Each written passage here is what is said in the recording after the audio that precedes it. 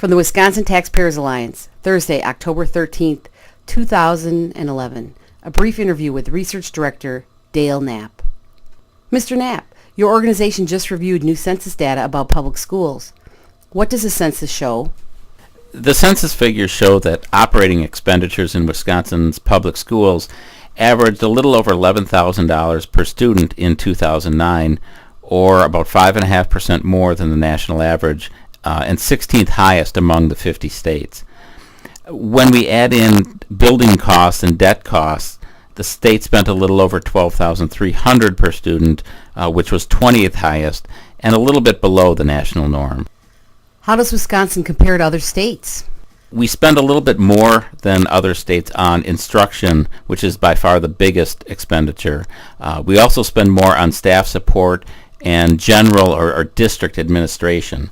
A few areas where we spend less than other states would be student support, school administration, building administration, and then transportation. The cost of labor is the single largest expenditure for schools. How does Wisconsin's spending on staff and teachers compare to other states? Wisconsin really differs in how it compensates its staff. We spent about $59.57 per student for wages and salaries, a figure which is about 7.4% below the national average and 29th highest. When we look only at instructional salaries, primarily teachers, we spent 1.5% below the U.S. and 21st highest. But the lower salaries here were really compensated with higher benefit costs. Wisconsin's benefit costs averaged a little over $3,000 per student, 9th highest among the states, and almost 40% more than average. So when you combine the two, salaries and benefits, total compensation here at a little over $9,000 per student was still 4.6% above the national average, and instructional compensation at $6,339 per student was 9.6% higher and 16th among the 50 states. How does the recent state budget changes in teacher salaries and benefits affect Wisconsin's rankings? Well, the recent state budget did a number of things in terms of school finance that will change where Wisconsin ranks among the states.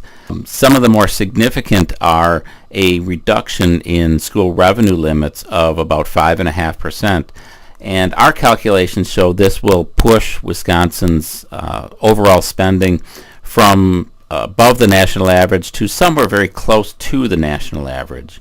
The budget also required public school employees to contribute half of their pension costs and remove benefits from collective bargaining. Both of these will have a significant impact on benefit costs for school districts here.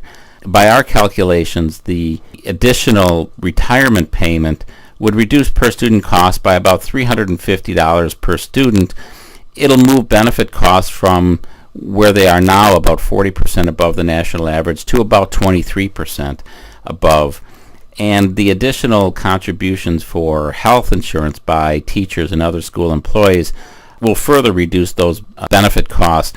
Ultimately, how these numbers affect where Wisconsin ranks nationally is going to depend on the effect here, but it's also going to depend on what other states have done, and we don't have all the information on those actions yet. If you want to read more about Wisconsin school finance and how the state ranks among the other 50 states, you can go to our website at www.wistax.org and get a copy of the report. Thank you, Mr. Knapp. That's Dale Knapp, Research Director of the nonprofit, nonpartisan Wisconsin Taxpayers Alliance. To learn more, go to www.wistax.org. That's www.wistax.org.